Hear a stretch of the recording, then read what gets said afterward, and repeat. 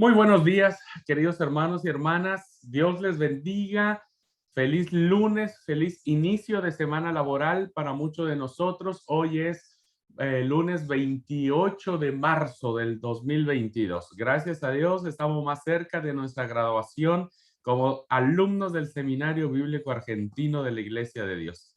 Falta todavía hacer los mapas conceptuales, pero bueno, no importa, esos los vamos a hacer. Este, Así que me alegra un montón poder verlos, no solo a mis hermanos que se conectan de manera presencial, sino también a quienes después tienen que tolerarme escuchando una grabación. Bueno, para todos, mi gratitud por el aguante y la forma en que bancan al profesor de Pentateuco. Bueno, hermanos, vamos a iniciar nuestra clase de este día, pero antes vamos a tomar un tiempito para algunas dudas que hay aquí con mis hermanos de la clase presencial respecto de la tarea que tienen ahora para presentar. En la plataforma ustedes encontraron una indicación primero de hacer una lectura que está basada en el comentario bíblico siglo XXI y que tiene todo lo que es el apartado de Pentateuco. Bien, primero tienen que hacer esa lectura. Yo eso les recomiendo. Primero léanla de manera corrida. Primero, léanla de manera corrida. No se detengan. Segundo, les aconsejo que vuelvan a leer, pero ahora tengan a la mano un resaltador, un marcatextos, o ya sea físicamente o en la computadora, donde puedan subrayar la información que ustedes crean que sea más importante de cada uno de los apartados que aparece en esa lectura.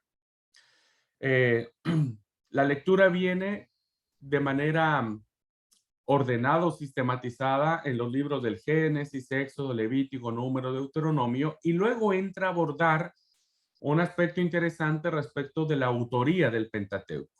Bueno, todas las ideas que crean ustedes que son importantes, subrayenlas, las ideas, las que están allí, las que crean que para ustedes es información valiosa respecto del tema que se está planteando. Una vez hecho eso, les recomiendo leer la liga que les envié, el link que les envié, donde viene explicado qué es un mapa conceptual, los distintos tipos de mapas conceptuales que hay y elijan uno, el que a ustedes les guste, el que se sientan más identificados y demás. Y entonces usen ese modelo y pueden trabajarlo en PowerPoint, me parece. En PowerPoint pueden trabajar estos mapas conceptuales o en Word, en el programa que ustedes quieran. Si ustedes van a manejar un programa distinto y cuando lo suban a la plataforma no se los reconoce, avísenme para que ustedes me digan qué tipo de programa usaron. Así yo lo habilito. Salud, John. Salud, amigo. Bueno, y una vez que tengan identificado el tipo o el modelo que quieran establecer para desarrollar eso, entonces ubiquen esa información de la más general a la más particular, porque la más general, una información general, ¿no? Les va a permitir a ustedes ir en las direcciones de la información menos general o más particular, diríamos, del tema que quieren plantear. Entonces, de lo más general, vayan desplegando o vayan desarrollando lo más particular, lo más particular. A ver, esta actividad que les doy, no necesitan hacer un razonamiento, no necesitan hacer una explicación, no me tienen que hacer una devolución de qué piensan de lo que dice el autor, de qué trató la lectura, el típico reporte de lectura. No, eso yo no quiero que hagan. No hagan un reporte de lectura, ¿ok? Lo único que quiero con esto es que ustedes aprendan a sistematizar el conocimiento. Sea que estemos a favor del autor o en contra del autor, eso ya se desarrolla en los argumentos o cuando exponemos la clase. Pero por ahora, yo quisiera que ustedes desarrollaran esta habilidad de poder sistematizar mentalmente, ¿no?, el conocimiento para que ustedes puedan tener la oportunidad de que cuando o alguien les pregunte o ustedes den un curso de Pentateuco a la iglesia local, ustedes tengan identificados los temas más generales que aparecen en el Pentateuco, para que a partir de esa idea general ustedes sepan hacia dónde van a dirigir las ideas particulares, hacia dónde van a dirigir la información que ustedes quieren darle a a sus alumnos, oyentes o a quien le esté preguntando, ¿no? Entonces, esa es la bondad que tiene el mapa conceptual. Nos ayuda a ordenar, a organizar, a sistematizar el conocimiento para no hacer una ensalada de papa con mandioca, sino que podamos nosotros tener claridad de cada tema y ese tema desarrollarlo de manera lógica, prolija, ordenada. En eso, hermanos, es una de las grandes bondades que tiene aprender a desarrollar mapas mentales. Bien, con esta introducción, mi hermana Betty había preguntado antes de iniciar la clase grabada que cómo se hacía. Entonces yo le dije que el mapa conceptual o el mapa mental tiene que venir en función de la lectura que les di, de la segunda lectura, ¿no? Entonces, hagan este ejercicio, lean de corrido, segunda vez, subrayen, elijan un modelo que van a desarrollar el mapa conceptual y vayan vaciando. Solamente a veces es copiar y pegar.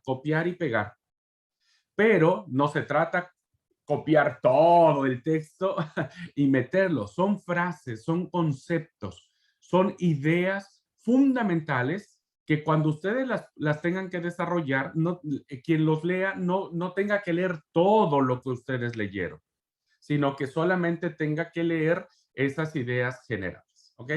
Mi querido Álvaro tenía otra pregunta. Adelante, Álvaro. Como una bola de paz, hermanos, para todos, bendiciones. No, hermano, ya me contestó en parte la pregunta que le iba a hacer, hermano. Mi pregunta era si se podía en un solo tipo de mapa contextual o había que elegir uno, dos, tres. Todos se pueden hacer en uno solo.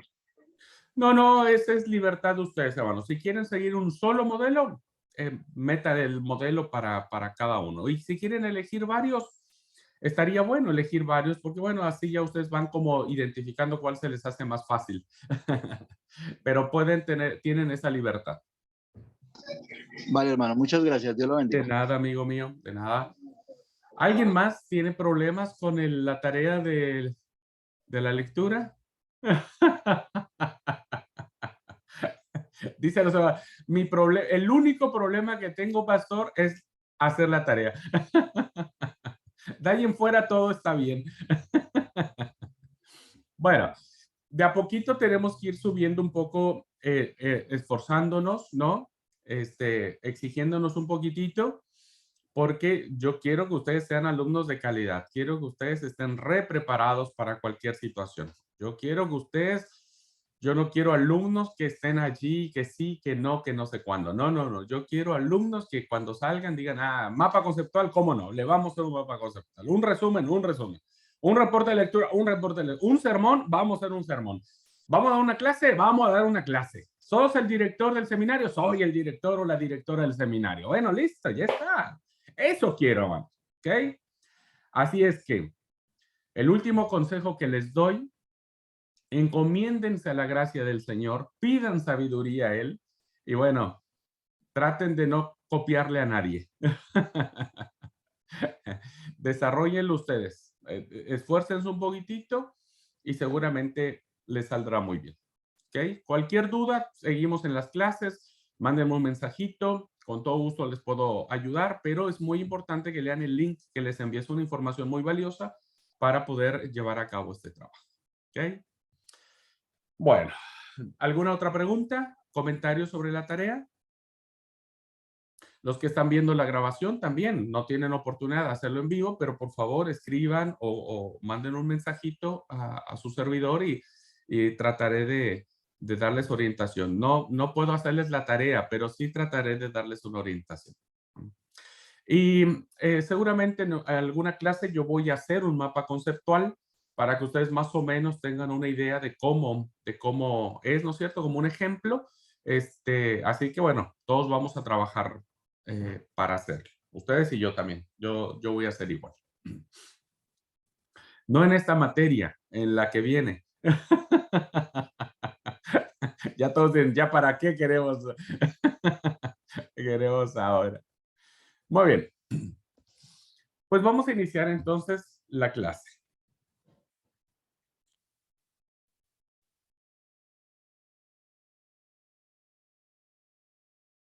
Según nuestro sílabo, hermanos, corresponde ahora entrar en una parada académica que me parece fundamental el que nosotros como seminaristas, como alumnos, podamos estar al tanto de las distintas posturas que existen en la crítica bíblica respecto de la formación del Pentateuco o la formación del texto sagrado. Así es que esta semana, ahora voy a abordar dos temas en esta clase. Uno tiene que ver, hermanos, sobre la importancia que tenía para Israel escribir su historia que evidentemente es abundante y fundante en el Pentateuco. Y la segunda, voy a plantear los argumentos a favor de la autoría de Moisés como escritor del Pentateuco y los argumentos en contra de esta teoría tradicional que se tienen sobre la autoría mosaica sobre el Pentateuco. Al final daremos una conclusión, ¿no es cierto?, que al menos nos permita tener una cierta postura al respecto. Así es que en eso va a consistir esta clase que vamos a tener. Y la siguiente clase, que sería el miércoles, ¿sí, verdad? Miércoles, tenemos Pentateuco. Les voy a explicar las distintas teorías que hay sobre esto, las distintas hipótesis, las fuentes que se han plasmado en el estudio del Pentateuco principalmente, ¿no? En la teoría de los fragmentos, la teoría de las fuentes, de la crítica bíblica, cómo empezó a descubrirse algunas cosas que a muchos eruditos les dio como para plantear el Pentateuco desde distintas ópticas. Eso es importante saber. Ojalá y todos entendamos, hermanos, que no se trata abordar esta información para dejar de creer en Dios o dejar de creer en su palabra. Ojalá no se entienda, hermanos, que bajo ninguna circunstancia estaremos poniendo en duda la inspiración divina del texto sagrado. Eso ya lo dejamos planteado desde el año pasado, ¿no es cierto? Pero también debemos tener muy claro que son situaciones que nosotros como estudiantes serios de la palabra no podemos evitar, no podemos evadir. No podemos decir, y mira, no sé, así fue y así sucedió y ya está. Tenemos entonces que trabajar en algunas respuestas que nos permitan plantear eh,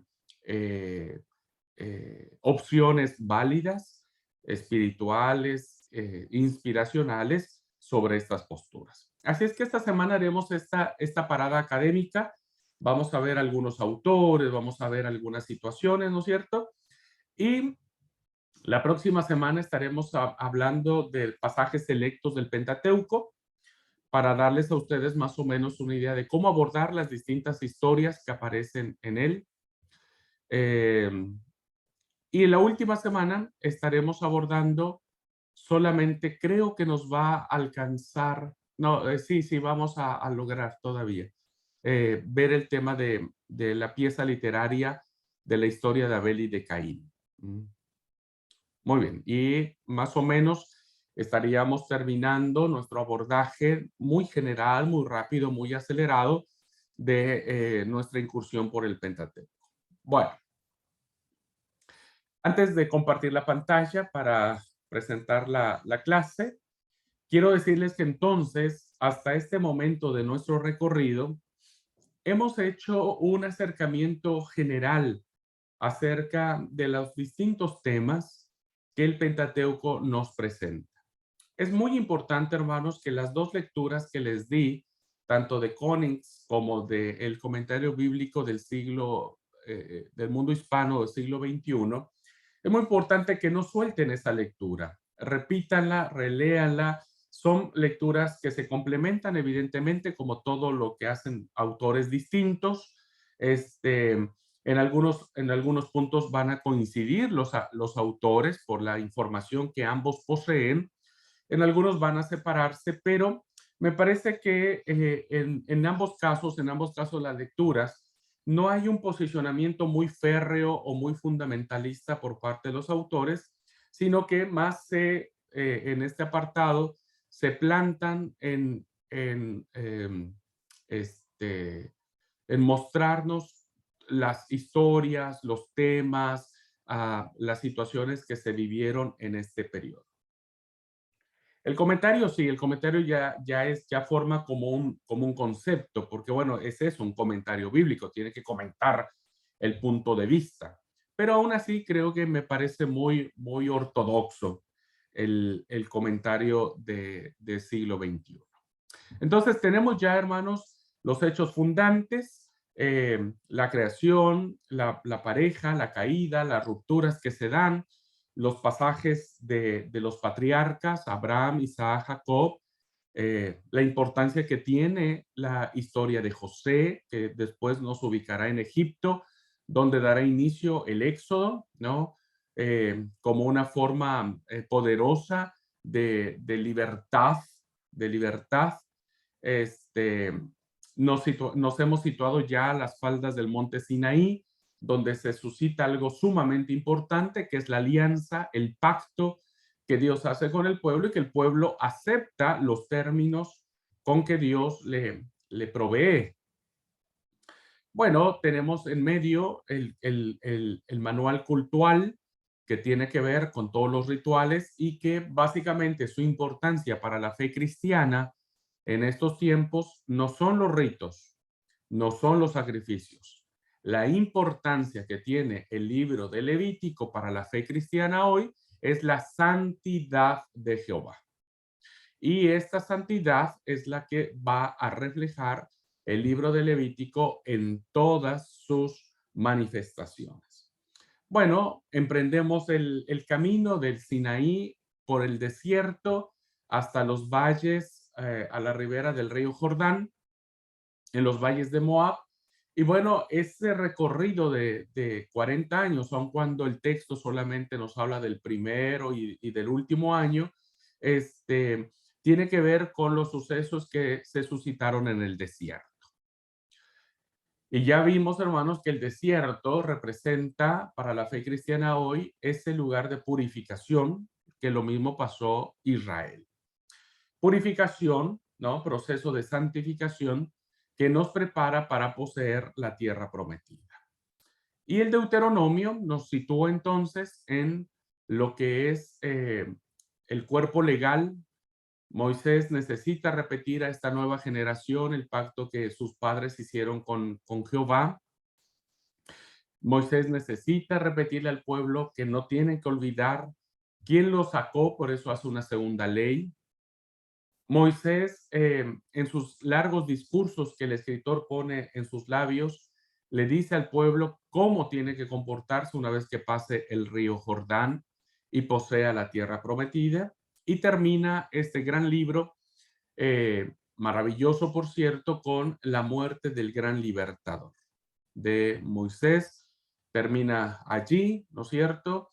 Y da inicio a la historia de otro gran personaje llamado Josué. Pero eso lo veremos en la sección de libros históricos.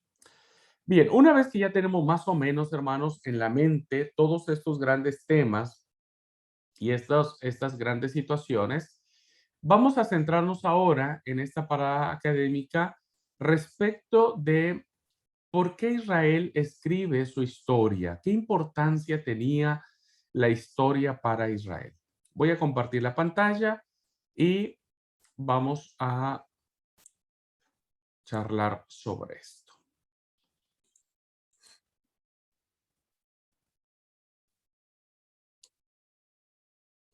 Perdón, hermanos, un segundo. Tenía que hacer algo antes. Ya está. Muy bien. Entonces, tenemos el Pentateuco y la clase que vamos a abordar ahora son los narradores e historiadores de Israel, que son dos cosas totalmente diferentes.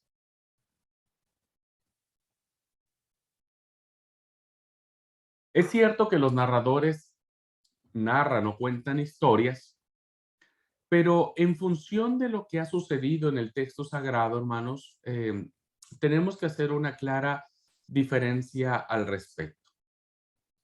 Y entonces empezaremos hablando acerca de los que narran, los narradores.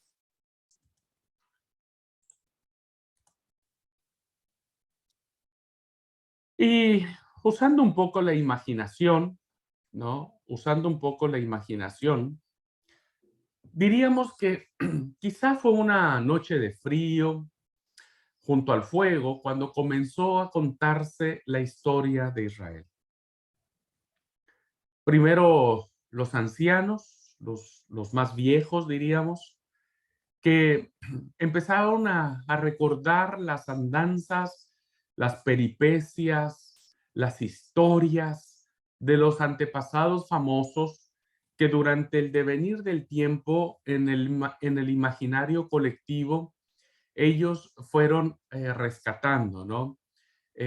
Recordaban las situaciones que empezaron a escuchar de otros, ¿no? Que empezaron a escuchar de otros, de una historia cuando Abraham niega a su esposa Sara, ¿no? Y la presenta como su hermana. Recuperan esas historias que vinieron de boca en boca durante mucho tiempo sobre cómo, cómo Jacob eh, fuerza a su hermano Esaú para que le vendiera la primogenitura. Es decir, quizá, hermanos, en una noche fría, es un ambiente nómade, ¿no? Sedentario. Empiezan a contarse estas historias. Llegaron más tarde los grupos del desierto, ¿no? Aquellos que vivían allí y empiezan a relatar las penalidades que sus antepasados les contaron que sufrieron en Egipto. Esa generación que murió en el desierto seguramente tuvo tiempo suficiente para explicar a sus hijos, ¿no? ¿Por qué de las cosas? Tal vez el hijo de alguien que murió en el desierto le preguntó a su mamá o a un tío, a un familiar, por qué papá había muerto y bueno, tal vez ellos le contaron, ¿no? Lo que había sucedido en Egipto y la alianza y el pacto y bueno, es así como empiezan a contarse. Empieza a contarse todo lo que tuvo que ver con la terrible marcha hacia la tierra prometida y la revelación que Dios le concede a Moisés. Vendrían luego, hermanos, en un aspecto, diríamos, de avanzar, de cómo empezaron a recopilarse todas estas tradiciones que nosotros encontramos en el texto sagrado, estas historias. Recordemos que fueron muchos años que pasaron entre que los sucesos se llevaron a cabo y cuando se ponen por escrito. Pasaron muchos siglos, muchos años. Entonces, primero a la orilla del fuego se contaban las historias, después vinieron algunos personajes que traían en su recuerdo historias de sus antepasados que tenían que ver básicamente con el éxodo. Vendrían después los poetas populares, ¿no? Cantores de gestas realizadas contra los filisteos, vendrían personajes que enaltecerían a los héroes, ¿no? Que ahora nosotros leemos con color, con cierta creatividad, con ciertos dotes poderosos en el tema de los jueces, por ejemplo, ¿no? Una historia muy popular que se hizo, que tuvo que ver con la historia de Sansón y de Dalila, ¿no? Bien, empezaron a contarse todas las gestas, las sagas de héroes que Israel empezó a tener en función de su historia. Y como todo, hermanos, bueno, Israel siguió avanzando, ¿no? Ya en la época del santuario, cuando viene el tema de los levitas, de los aaronitas, cuando el tabernáculo empieza a caminar, se establece en la ciudad de David, y bueno, viene ya todo lo que es el tema del culto, ¿no? Y bueno, nunca faltaron los sacerdotes que en las peregrinaciones anuales a los santuarios relataban al pueblo cómo se apareció Dios en aquel lugar sagrado. No faltaba cómo estos sacerdotes muy, muy propios de su encargo, ¿no? Como sacerdotes del templo, querían que estas tradiciones de los lugares santos no se perdieran, no se perdieran. Por un lado, había gente que le interesaba más a resaltar las historias de los héroes, como en el caso de los jueces, ¿no? Gedeón, Sansón, bueno, todos los que hubo allí, Débora y demás. Eh, Otros estaban más preocupados por eh, preservar en la historia del pueblo lo que tuvo que ver en la salida de Egipto, con cómo Dios lo rescató, pero los sacerdotes del templo, primero del tabernáculo, ¿no? De la tienda de reunión y después del templo, para ellos era importante que el pueblo no olvidara los lugares sagrados. Por eso es que la narración del Pentateuco vamos a encontrar a los patriarcas levantando altares, santificando lugares, santificando momentos, ¿no? Y veremos por eso que en el Pentateuco vendrá un libro especial como es el libro de Levítico, que tenía que ver con las funciones del templo, ¿no? Y entonces los sacerdotes, este grupo de hombres, no querían que eso que para ellos era de su interés se perdiera. Entonces, hermanos, estamos en la etapa de la narración, estamos en la etapa de la tradición oral, porque fue así de boca en boca, transmitida oralmente, que comenzaron a conservarse, primero, hermanos, a conservarse. Esto es muy importante. Estas tradiciones que se fueron dando, hermanos, porque resulta que cuando Abraham sube a la montaña para sacrificar a su hijo, no había nadie allí que estuviera escribiendo la historia, ¿no? Nadie. Nadie vio allí, nadie estuvo allí para escuchar lo que le dijo Isaac a Abraham. Aquí tenemos la leña, tenemos para hacer el fuego, tenemos todo. ¿Y dónde está el sacrificio? Eso nadie escuchó eso, hermano. O sea, no hubo una grabación, ¿no? No hubo una filmación, no hubo algo que estuviera allí alguien, ¿no? Y que dijera, bueno, estas son las palabras que textualmente dijo Isaac, el niño Isaac o el joven Isaac a su papá. Eso no existe. Eso no sucedió. Nadie estuvo allí, hermanos, ¿no es cierto?, narrando el canto de María, por ejemplo, cuando María hace el canto de victoria después de que el pueblo pasara por el Mar Rojo. El texto sagrado pone en labios de María una alabanza, un cántico, pero nadie estuvo allí para grabarlo, nadie lo escribió. Nadie le dijo a María, María, ¿podrías darme una copia de tu escrito para yo después plantearlo? Nadie lo escribió. Entonces, ese canto que aparece en labios de María o de Miriam, como sea la hermana de Moisés, ¿no es cierto? Evidentemente, las frases que aparecen allí vinieron arrastrándose o vinieron trayéndose en el devenir del tiempo para que en algún momento, cuando alguien pusiera por escrito, elaborara ese cántico que ahora nosotros leemos en el libro del Éxodo y se pusiera en labios de María como diciendo que ella fue quien lo pronunció. Pero debemos ser muy muy claros en el sentido de que no hubo nadie que escribiera tal cual, palabra por palabra, frase por frase, idea por idea, todo lo que aparece en el texto sagrado.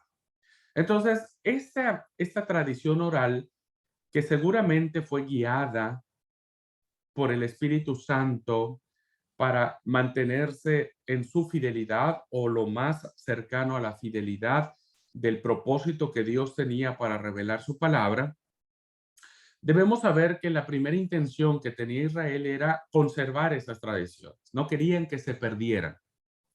Por eso, hermano, la cultura del Medio Oriente, la cultura de todas esas culturas, diríamos, o de todos esos pueblos, principalmente el hebreo, la memoria jugaba un papel fundamental. No pasa así con Occidente, no pasa así con nosotros. Nosotros somos redesmemoriados. Vos le preguntás a alguien, ¿no? Oye, ¿cómo fue tu antepasado? ¿Cómo fue la historia de tu bisabuelo? No, no tengo ni idea. ¿Y cómo fue la historia de tu abuelita? No, no me acuerdo. Y de tu papá menos, no me acuerdo tampoco. Y la tuya, no me preguntes, porque yo tampoco me acuerdo cómo es mi vida. En Occidente, el papel de la memoria, ¿no? No es un valor, no es un valor. Pero en las culturas antiguas, hermanos, la memoria y el relato eran bienes fundamentales, porque era la manera que ellos tenían, los pueblos, principalmente el pueblo de Israel, primero para conservar estas tradiciones. Y lo segundo que es importante resaltar, hermanos, es que conforme estas tradiciones fueron avanzando de boca en boca, de generación en generación, de siglo en siglo, ¿no? De largos lapsos de tiempo que se vieron. Imagínense, solo para que se pongan una idea, si alguien empezó a traer la historia de Abraham, por ejemplo, ¿no? Del patriarca Abraham, tuvo que mantener esa historia del patriarca Abraham con todas las peripecias que ya vimos en la clase pasada, ¿no es cierto? Todos los temas, todo lo que sucedió. Todas esas historias de Abraham tuvieron que mantenerlas por lo pronto, hermanos, 4 siglos, que fue el tiempo que ellos permanecieron en Egipto, incluso antes de que Moisés apareciera, antes de que Moisés naciera. Entonces, esas historias patriarcales, por lo pronto, hermanos, tuvieron que pasarse mínimo entre 5 y 6 generaciones, que es lo que más o menos pudo durar estas generaciones en su estadía en la esclavitud en Egipto. Entonces, todas estas tradiciones patriarcales que nosotros hemos visto, ¿no? De la tradición de José, de las tradiciones de Jacob, de cómo engañó a su suegro Labán, de cómo Labán le hizo lo mismo a Jacob, dándole primero a Lea y después a Raquel. Todas esas historias, mínimo, en este momento de la historia, tienen que haberse pasado en 4 siglos, ¿no? 400 y tantos años, de boca en boca, para conservarse. Y este proceso natural, hermanos, de ir de boca en boca, lo que hace es enriquecer la historia, lo que hace es enriquecer en los propósitos de Dios, el mensaje de la palabra. Estas historias, hermanos, ¿no? Fueron enriquecidas. Y este enriquecimiento, yo soy de la postura que incluso el Espíritu de Dios lo fue guiando para que hoy lo que nosotros leemos en nuestro texto sagrado, ¿no? Creamos que es lo que sucedió o al menos lo que Dios ha preservado o ha protegido para que nosotros creamos como su palabra. Pero todas estas tradiciones, queridos hermanos y hermanas, tuvieron que enriquecerse. Miren, si nosotros hiciéramos un ejercicio ahora en relación de si escribiéramos la historia, ¿no? Si escribiéramos la historia, eh, nos daríamos cuenta que tenemos que diferenciar entre el suceso que pasó y lo que realmente, eh, eh, este, perdón, entre el suceso que pasó y cómo nosotros lo vamos a interpretar ahora. Miren, les voy a poner un ejemplo muy pavo, muy tonto, ¿no es cierto? Pero bueno, al menos para que ustedes sepan que es así. Este, un día estábamos, Ver y yo, esperando el colectivo allá en México y nosotros estábamos muy cansados y tuvimos que sentarnos en la vereda para esperar que el colectivo pasara. Veníamos ya muy cansados, veníamos de la iglesia, todo el sábado estábamos en la iglesia y demás, y entonces teníamos que tomar un colectivo para ir a casa, del templo a casa. Y entonces, bueno, nos sentamos y esperamos. Y cuando veo mi reloj, había pasado entre 40 y 50 minutos de que el colectivo pasara. Bueno, para mí eso fue desesperante porque para mí fue una eternidad, ¿no? Fue mucho tiempo, entre 40 y 50 minutos de que el colectivo pasara. Finalmente el colectivo pasó. Y entonces, cuando, cuando nos vimos el siguiente sábado y platicábamos con la iglesia, algunos amigos le decíamos lo que nos había pasado el sábado anterior. Entonces, para mí, ustedes no saben, hermano, nosotros estuvimos esperando muchísimo tiempo el colectivo, muchísimo tiempo. Esa fue mi expresión. Y yo dije, no sé, yo creo que más o menos una hora esperamos, fácil, una hora. Y Bere dice, no, dice, esperamos más, dice, eran como hora y media, dice. Eh, entonces, un hermano dijo, entonces ustedes pasaron mucho tiempo esperando el colectivo. Sí, sí, pasamos mucho tiempo esperando el colectivo. Si esa historia continúa, hermanos, ¿no? Tal vez cuando esa persona le platique a otra persona nuestra anécdota, diría, uy, el pastor estuvo casi como 3 horas esperando el colectivo, ¿no?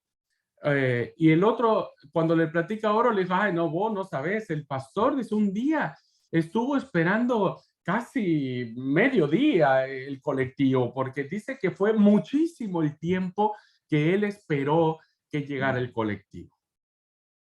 Si se dieron cuenta, hermanos, en el transcurso de esta tradición oral, ¿no es cierto? Empezó a exagerarse. ¿Por qué? Porque la última persona que escuchó mi historia no estuvo allí para ver el reloj y decir que eran 40 minutos lo que el colectivo se había tardado. Para esa persona, yo había esperado el colectivo muchísimo tiempo. Entonces, cuando alguien lea el escrito de esa persona que dice, un día el pastor Abraham y su esposa Bere esperando el colectivo, fue muchísimo el tiempo que esperaron, quien interprete eso dijo, muchísimo tiempo. ¿Y cuánto es muchísimo tiempo? Y bueno, pudo haber sido 2 horas, 3 horas, 5 horas, todo un día. Bueno, sí, todo un día es mucho tiempo. Porque tal vez, hermanos, para mí, 40 minutos fue una eternidad, fue mucho tiempo. Pero para quien va a leer mi historia o va a escuchar mi historia después de que pasó por 3 o 4 bocas, 40 minutos para ellos no es nada, porque a lo mejor ellos, en su cultura, esperar un colectivo, 40 minutos pasa muy rápido, porque hay lugares donde el colectivo pasa cada 3 horas, 4 horas o pasa una vez al día. Entonces, esa persona va a escuchar mi historia y va a decir, sí, seguramente es un día el que tardó en que el colectivo pasara. ¿Se dieron cuenta, hermanos, cómo en el deseo de conservar mi historia, ¿no?, de ese suceso, le estoy contando una pavada, pero que formó parte de una explicación que yo di en una clase en esa iglesia? Y a mí me permite ilustrar que así sucedió en el texto sagrado, ¿no? Entonces empezaron a enriquecer. Ahora, ¿qué nos toca a nosotros? A nosotros nos toca interpretar qué es lo que realmente pasó o al menos acercarnos a la realidad más próxima. Y aquí tenemos dos funciones. los que estudiamos la palabra. Una, decimos, si el colectivo pasó 5 horas después o un día después, cuando realmente pasó 40 minutos después, la pregunta ¿es mentira lo que sucedió? No es mentira, porque el suceso pasó. Pero ya después se fue modificando el contenido actual, ¿no es cierto? Pero no deja de ser mentira. Ah, perdón. No deja de ser verdad. Sí pasó. O sea, yo estuve mucho tiempo esperando el colectivo. Entonces, eso es lo primero que nosotros tenemos que entender al acercarnos al texto bíblico. Las cosas sucedieron, pero evidentemente en este devenir del tiempo fueron enriqueciéndose y Dios fue preservando. Pudieron haber cambiado algunas formas, algunos momentos. Por eso es que hay varias traducciones que dicen, miren, esta palabra que aparece en el texto sagrado, no sabemos si quiso decir Juan o Juana, por ejemplo, ¿no? No sabemos porque es una letra lo que a veces cambia, ¿no es cierto? Cambia el sentido de una palabra. Esa es nuestra función como estudiantes. Por eso nos estamos preparando, por eso necesitamos tener todas las herramientas, comentarios bíblicos, concordancias, diccionarios bíblicos, gente que ha estudiado el texto sagrado en la lengua en que se escribió el mismo. Entonces nosotros tenemos que ser muy cuidadosos para entrar y profundizar en el texto sagrado.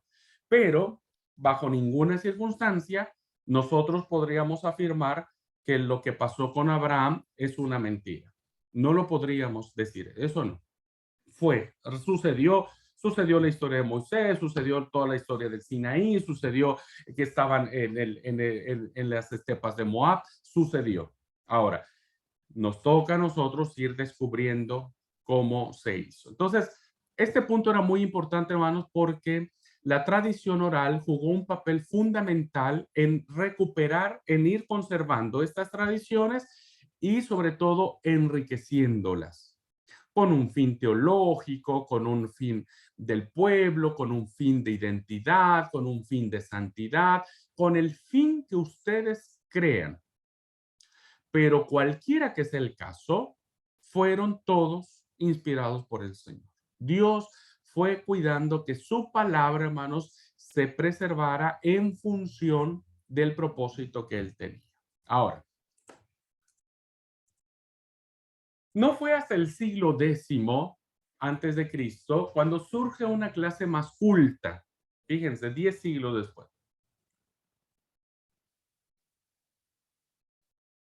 Y esta clase culta, hermanos, una clase que tenía pues ya mucho mayor preparación, una clase que tenía ya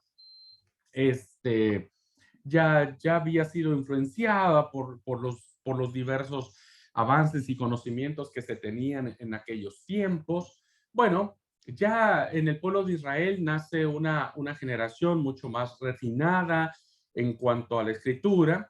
Y bueno, esta clase culta se forma alrededor de la corte de Jerusalén, del palacio real.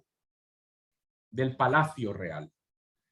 Entonces, esta gente, ¿no? Que ya tiene otra mentalidad, ya tiene otra formación, diríamos, u otros intereses, entonces ellos empiezan a tocar otros temas en el texto sagrado, ¿no? Ya no es tanto el templo, no les interesa mucho escribir sobre el templo, no les interesa mucho escribir sobre las cuestiones del desierto, sino que ahora les interesan otros datos, porque viene en función de la corte del palacio. Entonces viene la lista de los gobernadores de Salomón, que para ellos era importante, era de su interés que no se perdieran esos nombres que aparecen en el libro de los reyes, de las crónicas, los distritos en los que se divide el reino, el lento proceso de construcción del templo de Jerusalén y sobre todo del palacio real, que para los cronistas era muy importante resaltar la función del templo y del palacio real. sobre todo, hermanos, porque recuerden que el Palacio Real iba a ser el residente o iba a ser como que el símbolo, ¿no? De el rey eh, eh,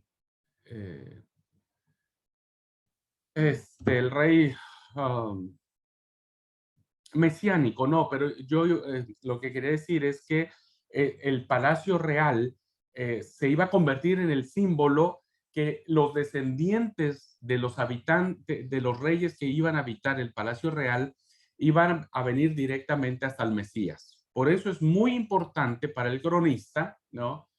Poder establecer con lujo de detalles los numerosos objetos que hay en el culto, los adornos que existen, los utensilios, los vasos, las lámparas, las mesas, el altar, las cortinas, en fin, muchas cosas. Y entonces, hermanos, que aunque no fue este primer templo de Salomón era hermoso y grande, no fue tan glorioso y esplendoroso como el segundo templo en la época de Herodes, o el templo donde Jesús pisó. Pero había una gran importancia para este grupo de escritores poder plasmar en el texto sagrado este tipo de datos. Todos ellos entonces, hermanos, en esta época comienzan a usar la escritura, ya empiezan a poner por escrito en los materiales y en el alfabeto o alefato que ellos habían diseñado, ¿no? Y entonces lo ponen ya por escrito. Todas estas tradiciones que se conservan de manera oral pasaron mucho tiempo, hermanos, para que pudiesen ponerse por escrito, porque evidentemente escribir en esos tiempos representaba un gran desafío.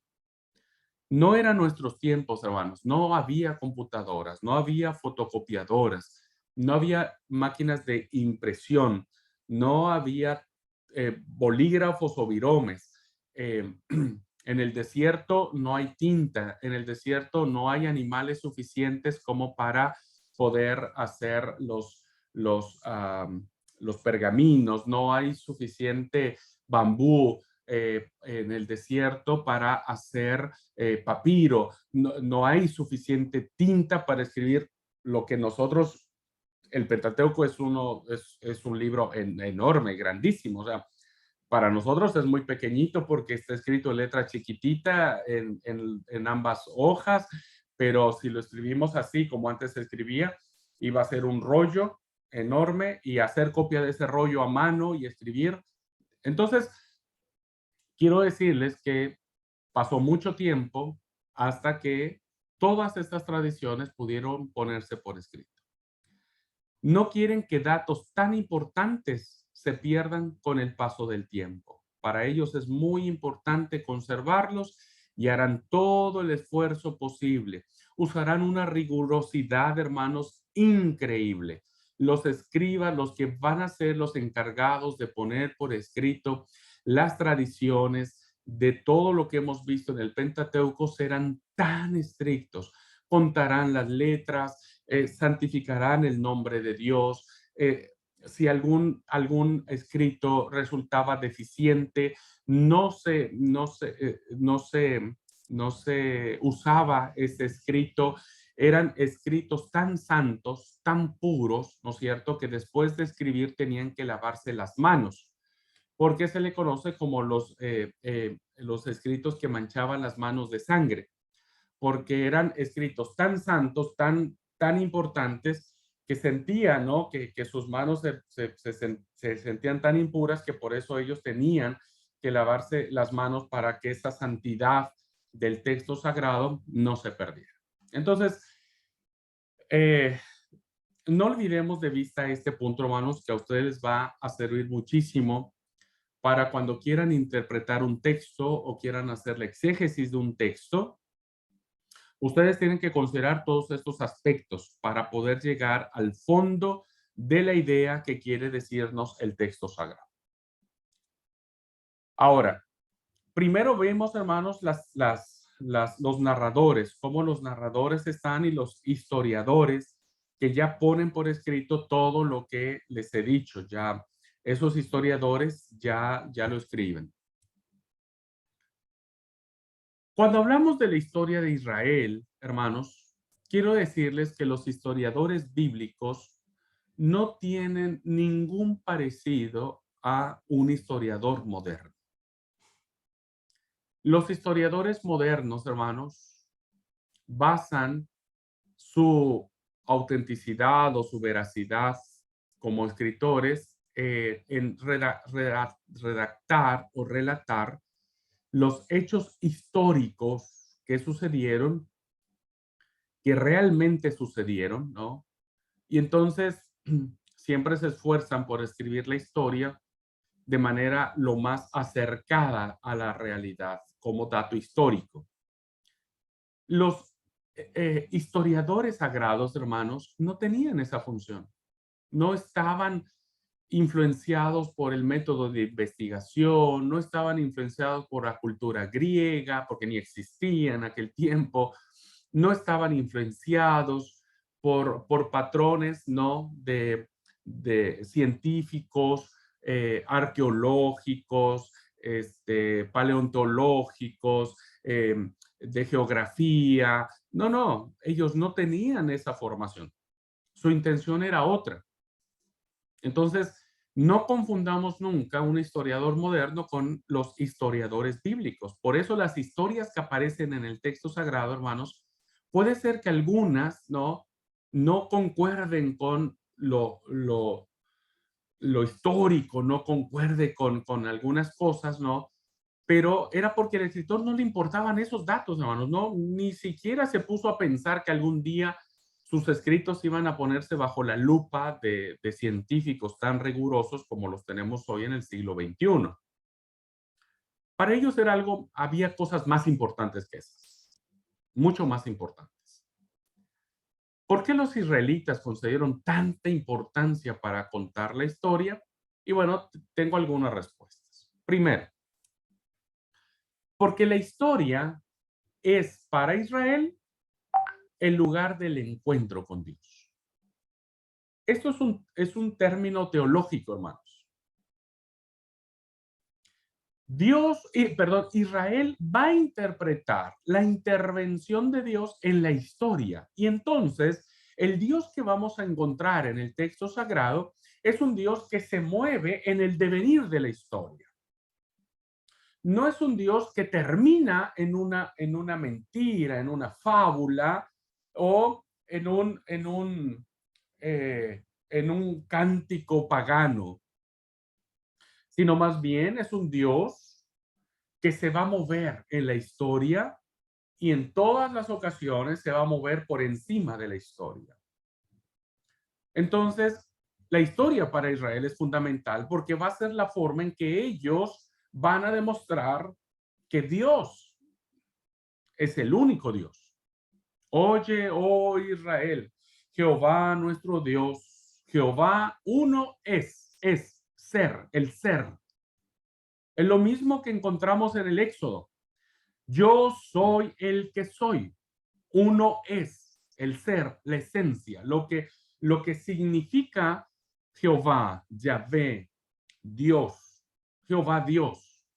Entonces, la historia nos permitirá ver cómo el actor principal de ella siempre será Dios. Por eso para Israel es fundamental contar la historia, pero no en términos científicos, no en términos actuales, no en la rigurosidad de un método científico, sino en función de su propio conocimiento, de sus propias limitaciones, que no le importaba a ellos, porque ninguno de ellos fue a Harvard para estudiar este tipo de metodología. Lo único que le interesaba al escritor sagrado es establecer a Dios como un lugar de encuentro en la historia. Dios se encuentra en la historia. Dios tiene ese lugar de relacionamiento con la historia, con la vida misma, con la esencia misma, con los personajes de carne y hueso que han vivido sobre la tierra. Por eso, para Israel es importante contar la historia. Segundo,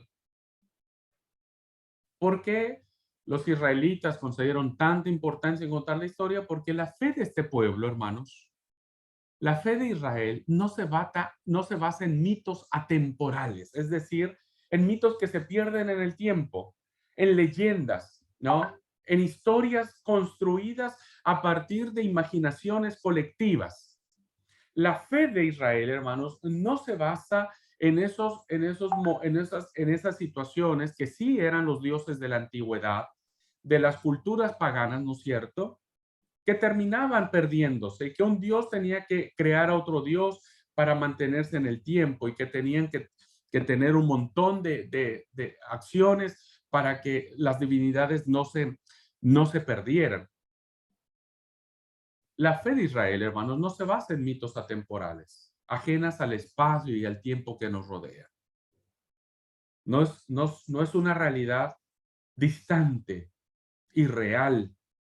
Es una realidad que habla con Moisés, que habla con Abraham, que se revela con Jacob, que lucha con Jacob, que va y visita a Abraham en su tienda para decirle no, que va a tener un hijo y Sara se ríe. Es un Dios que presenta ciertas emociones, ¿no? Y que el escritor sagrado trata de explicar esas emociones cuando Dios se irrita y dice, y le pesó al Señor haber creado a la tierra. Esa fue la interpretación que hizo el escritor sagrado al saber qué Dios sentía cuando la tierra se corrompe. Es decir, es un Dios que está inserto. Es un Dios que está dentro, es un Dios que no es ajeno a las realidades de su creación y principalmente a la creación del hombre, principalmente. Por eso vemos a Dios involucrado desde Abraham, desde antes, ¿no? En la creación, la caída, el diluvio, Abraham, etcétera. Tercera razón. ¿Por qué los israelitas, hermanos, conceden tanta importancia a contar su historia? Porque es una fe que nace y se desarrolla en contacto directo con los acontecimientos del mundo, con todo lo que pasa.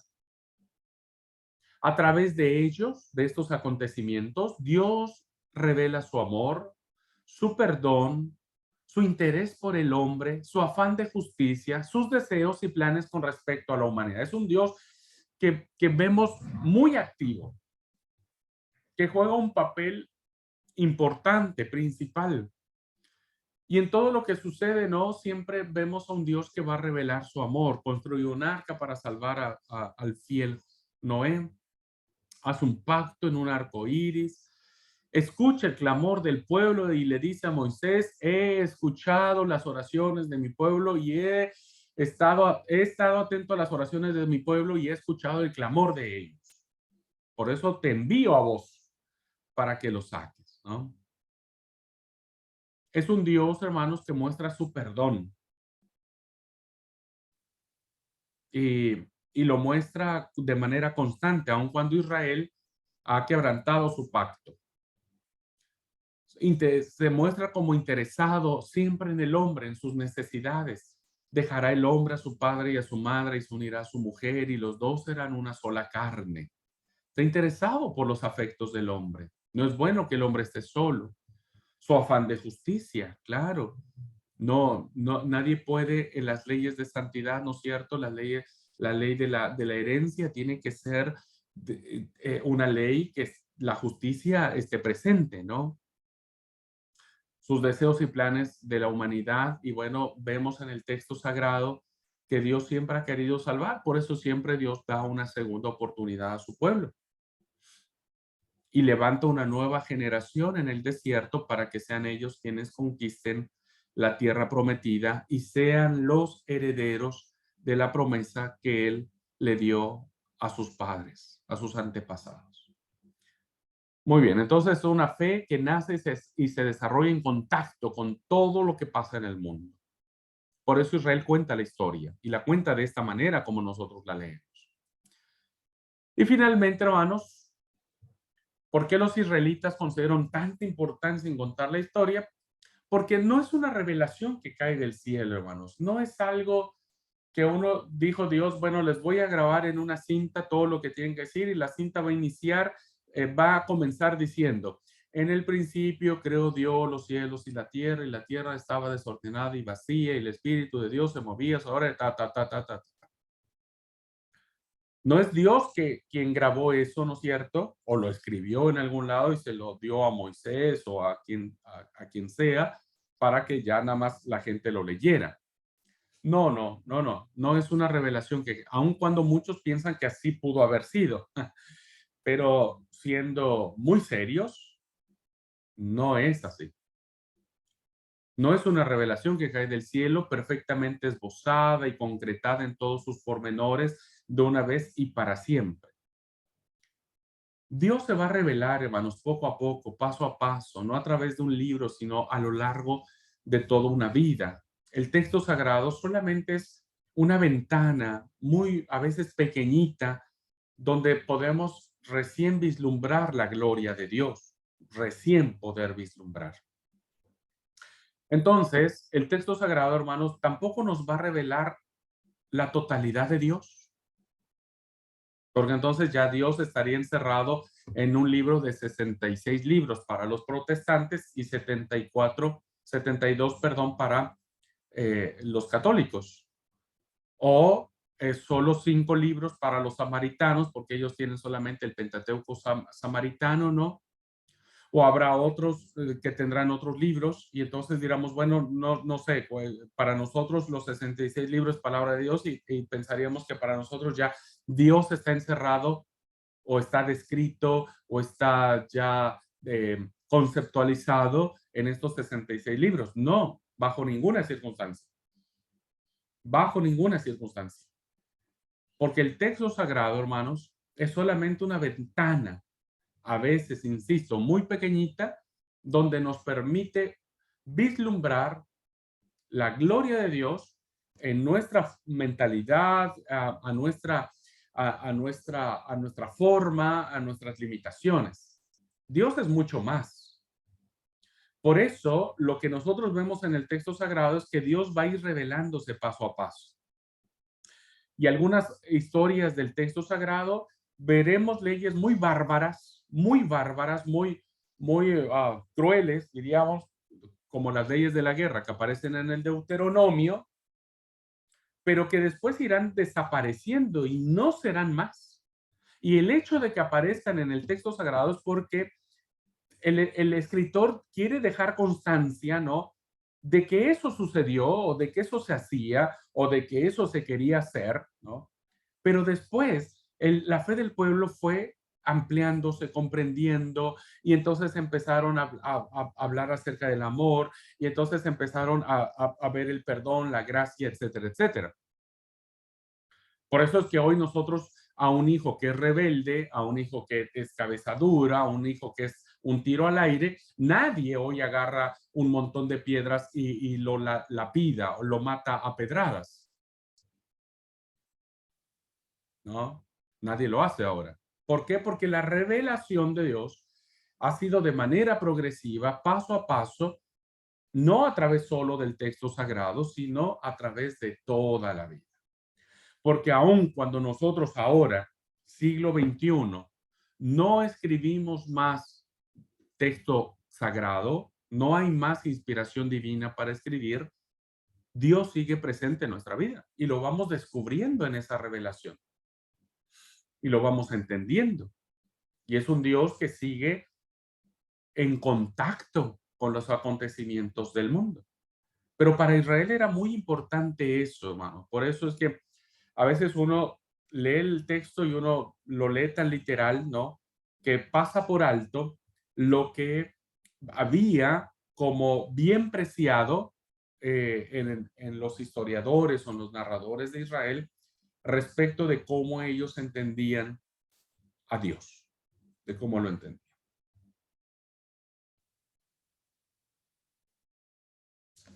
Por eso es sumamente importante la historia en Israel, muy importante. Paso a otro punto, que también es importante tomar en cuenta, hermanos, tomar en cuenta al momento de interpretar el Pentateuco o el texto sagrado en general, ¿no? Nosotros vemos, hermanos, que existen distintos géneros literarios en estos libros narrativos. ¿Por qué digo que es importante, hermanos? Porque evidentemente, como en todo, ¿no? Nosotros cuando abrimos el periódico por la mañana, los que nos gusta leer el periódico, habrá algunos que no, sabemos que cada noticia hay que leerla de manera diferente. No es lo mismo las páginas de información política que las deportivas o las policiales o las de economía. Cada autor, según la materia que trata, va a utilizar un género literario diferente. Cuando ustedes leen una nota de política, las palabras son diferentes, los términos son diferentes, la narrativa es diferente a una noticia deportiva, por ejemplo. Son géneros diferentes. Y cada autor, depende de su preparación, depende de su interés. Quien le interesa escribir sobre temas policíacos, de homicidios, etcétera, evidentemente se va a especializar en eso. Y se va a especializar en sus narrativas. Y entonces, esto es algo muy importante que tenemos que tener en cuenta para interpretar la Biblia, pero también es muy rico. O sea, yo digo, bendita sea la palabra del Señor, porque estos géneros literarios que ahora les voy a mostrar, que solamente es un pequeño ejemplo de lo que esto significa, hace muy rico el texto bíblico, porque nos hace mirar distintos ángulos, distintos enfoques. Y no es lo mismo, hermanos, leer una genealogía de nombre tras nombre o todo un censo donde hay números y números, que leer un canto hermoso como el de María cuando pasa el Mar Rojo, ¿no? No es lo mismo. No se lee igual, no son las mismas palabras, no es la misma entonación, no es la misma redacción, no es el fin mismo que se tiene, y ambos relatos están en el texto sagrado. Entonces debemos saber diferenciar cuando estamos ante un género literario, para que entonces primero lo leamos como tal, ¿no? Lo leamos como tal. A veces leemos los salmos, hermanos, fíjense, nos pasa muy seguido. Leemos los salmos como si estuviéramos leyendo una historia, o como si estuviéramos contando las genealogías o estuviéramos narrando los censos. Los salmos, hermanos, son canciones, son poemas que se utilizaban en el culto, en el templo. Y como todo canto, hermanos, y como todo poema, ¿no? Tiene que leerse con esa entonación, con esa, ¿no? Y uno dice, venid, aclamemos alegremente a Jehová, cantemos con gozo y con júbilo a la roca de nuestra salvación. Pero a veces nosotros leemos, ¿no? Venid, celebremos alegremente a Jehová y cantemos con gozo a la roca de nuestra salvación. Venid, arrodillémonos ante nuestro Hacedor, porque Dios nos hizo y no nosotros a nosotros mismos. Ya tener esa actitud ante el texto sagrado, hermanos, primero nos hace dar cuenta que desconocemos los géneros literarios que hay en la Biblia. Ya desde ahí desconocemos y leemos todo de la misma manera. Y lo peor, diría yo, ¿no? Es que perdemos la belleza de un poema, ¿no? De una historia, de una anécdota, de una fábula, de un proverbio, eh, en fin, de un montón de cosas que existen en el texto sagrado. Este detalle, entonces, hermanos, tan elemental, tardó mucho tiempo de ser advertido en las ciencias bíblicas. Por eso es que muchos de nosotros crecimos leyendo la Biblia de igual manera, hermanos. Sin emoción, sin sentimiento. Hemos espiritualizado tanto la Biblia, ¿no? Que a veces adoramos más la Biblia que a Dios. Adoramos más la Biblia que a Dios. Y esto fue un mal que muchos cristianos todavía tenemos. O sea, somos capaces de, de ver la Biblia como un ídolo para nosotros. Pero es importantísimo para valorar rectamente las afirmaciones de sus autores. O sea, es muy importante porque cada autor tenía su idea, cada uno lo plasmó a su forma, a su manera, ¿no? Algunos sí eran más formales al escribir todas esas listas genealógicas. Imagínate el laburo, el trabajo que le dio al escritor hacer toda esa investigación, que este es hijo de este y este es hijo del otro y este tuvo tantos hijos y este tuvo tantos hermanos y este se casó con esta mujer y este se casó con el otro y después hizo, es un laburo. Y para quien le gustan los temas históricos, a quien le gusta indagar en la historia, le va a caer re bien ese texto. Pero para los que somos medios fiaquentos para eso, la verdad preferimos leer el Cantar de los Cantares. Es muy importante, hermanos, entonces valorar los géneros literarios. Lo que dice un poeta, no podemos interpretarlo tan literalmente como una lista de funcionarios del rey Salomón. Claro que no, hermanos. Porque el poeta va a usar símbolos, el poeta va a usar alegorías, porque el poeta va a hacer referencias, ¿no? Y que esas referencias en ese tiempo tenían un significado. El que hace una lista de funcionarios de Salomón no va a usar símbolos, hermanos, no va a usar ninguna referencia, ni le va a cantar al amor. Va a ser una lista de funcionarios. Muy bien, ¿cuáles son entonces estos géneros literarios? Bien, encontramos en la Biblia, hermanos, distintos de ellos. Solo voy a poner algunos ejemplos. No puedo abordar nada y ustedes van a tener la oportunidad de investigar y leer cada uno de ellos. Bien, tenemos discursos, muchos discursos en el texto sagrado, hermano. Muchos discursos, muchos. Tenemos discursos de despedida, que están allí las citas, que están en Josué, Samuel, Reyes, Crónicas. Insisto, solamente son algunos ejemplos y muy poca cita, pues si no va a ser demasiado. Hay discursos de despedida, discursos políticos, muy interesante esto, hermanos, muy interesante, ¿eh? Y esto debemos saberlo, identificar, porque la política está muy presente, principalmente en los libros históricos. Todo lo que tuvo que ver con los reinos, las políticas internacionales, de comercio exterior, la política diplomática de los cancilleres o embajadores que hoy nosotros tenemos, todo eso está en el texto. Las alianzas, las transacciones comerciales, la economía, todo lo que tiene que ver con hacer complot para matar al rey en turno, todo eso hay. Entonces tenemos discursos políticos, hay arengas, hermanos. Las arengas son esos discursos donde vamos arriba, subamos, vayamos, hagamos, tal. Las arengas son muy propias del texto sagrado, son muy propias. También, hermanos, tenemos oraciones como género literario. Tenemos oraciones de intercesión, ¿no? Donde se intercede por alguien, oraciones de confesión, oraciones de acciones de gracias. Entonces son algunos ejemplos en estos casos, hermanos, de discursos, de oraciones, ¿no? Que aparecen aquí en las citas bíblicas. Después ustedes pueden leerlos tranquilamente en casa, pero son géneros diferentes. No es lo mismo, hermanos, hacer una oración de confesión de manera arengando como lo haría un discurso. Obvio que no. Entonces tenemos que saber cómo interpretarlo, qué emociones tenían esos autores, ¿no?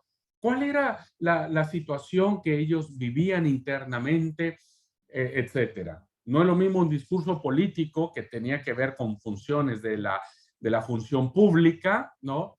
Con un discurso de acción de gracias. Son cosas totalmente diferentes que deben leerse de manera diferente y deben interpretarse de manera diferente. Tenemos también, hermanos, por ejemplo, documentos. Los documentos son muy importantes para la historia de Israel. Hay contratos, se hacen contratos y hay que leerlo en esa forma legal. Hay cartas con con una forma que por lo regular eran cartas que llevaban a veces las formalidades de las cartas que antes se hacían entre los pueblos paganos, diríamos. Las cartas que aparecen en el texto sagrado también se asemejan mucho en todos los elementos que estas cartas tenían. Hay listas, hermanos, listas enormes, genealógicas, en crónicas tenemos unas, de oficiales héroes que tenemos en el libro de Samuel y en el libro de los Reyes, de ciudades y pueblos que aparecen en el libro de Josué. Tenemos listas también en el texto sagrado. Decretos, ¿no? Y memorándums que también están y que forman parte del texto, no solo del Pentateuco, estoy hablando todo el Antiguo Testamento, hablado del Antiguo Testamento, que son los distintos géneros literarios que se tienen. Estos documentos son formales, son serios, diríamos, que tienen una función, que tienen una impronta, ¿no? Y que evidentemente nada tienen que ver con narraciones históricas, con informes anuales, informes del templo, las historias populares que se hicieron muy famosas, ¿no? Principalmente las historias de los jueces. Las historias de los jueces, ya iremos hablando sobre ellos, ¿no? Es fascinante y encierra muchas cosas interesantes. Incluso tenemos autobiografías, ¿no? Como la autobiografía de Nehemías, que él narra quién era, cómo era, dónde vivía, cómo llegó toda la revelación a su vida, hace realmente una autobiografía de su vida. Y finalmente, hermanos, en estas narraciones históricas tenemos relatos de sueños y de visiones que permean mucho el Antiguo Testamento, ¿no? El Pentateuco con las visiones de Jacob, los sueños de José, del faraón, etcétera, etcétera. Entonces, solamente como un pequeño ejemplo, hermanos y hermanas, debemos tener muy claro cuáles son los géneros literarios que van a ser, en la historia de Israel, se van a desarrollar. Estos géneros literarios, como todos, hermanos, se fueron desarrollando, perfeccionando, se fueron haciendo cada día más cultos, más refinados, incluso con otras palabras, sin tantos arcaísmos, porque evidentemente la historia del pueblo nunca se detuvo. La historia del pueblo avanzó, caminó, y en ese caminar en la historia, evidentemente el pueblo fue perfeccionándose. Antes hablaba de una manera, pero ahora en la época de los templos, por ejemplo, en la época del Reino del Norte, del Reino del Sur, donde ya hay un montón de influencia babilónica, persa, donde ya hay influencia de muchas culturas, que la escritura, que las artes, que la literatura, que la ciencia había avanzado y que evidentemente Israel había bebido de eso. Entonces, es muy importante conocer este punto de cómo el texto sagrado llegó a su redacción. Bueno, vamos a ir al receso. Antes de eso, voy a preguntar, antes de irnos al receso, si alguien tiene alguna duda, alguna pregunta, algo que quieran comentar de lo que hemos visto hasta ahora. Ha quedado claro, hermanos, la importancia, el papel tan importante que ha jugado la historia de Israel, pero también cómo esa historia está escrito y cómo esa historia ha llegado a nuestros días y cómo esa historia ahora nos representa a todos los estudiantes serios de la Biblia a ese desafío de interpretar lo más cercano posible a lo que sucedió en esta historia. ¿Ha quedado claro, hermanos? ¿Alguna pregunta? Es muy importante que usted lo sepa. Además de que viene en el examen, que es pregunta de examen, para mí es muy importante que usted lo sepa. Está muy claro, hermanito, muy bien explicado. Gracias, Betty.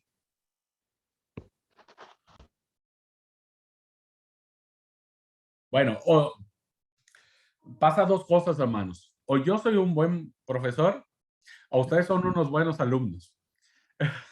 Creo que es lo segundo. Ustedes son buenos alumnos. Muy bien. No, ha quedado muy claro, pastor, muy claro, muy interesante.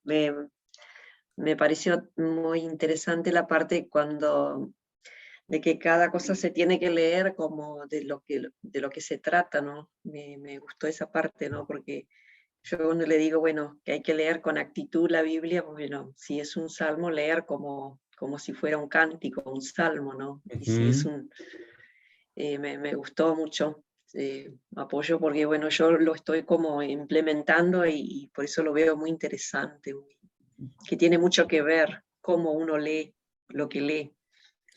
Gracias, Liti. Dijiste una frase muy linda. La voy a anotar y te la voy a robar.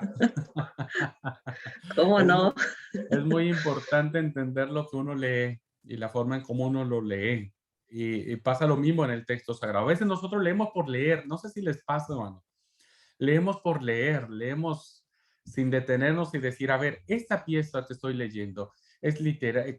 ¿Qué género literario tiene? ¿Es una historia narrativa? ¿Es una oración? ¿Es un discurso? Etcétera.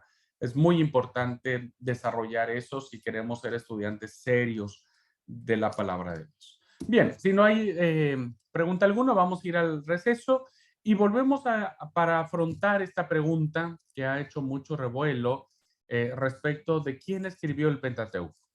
¿Quién es Moisés? ¿No es Moisés? ¿Cómo afecta eso? ¿Qué evidencias hay? Etcétera. Así es que tomemos 10 minutitos de receso y volvemos.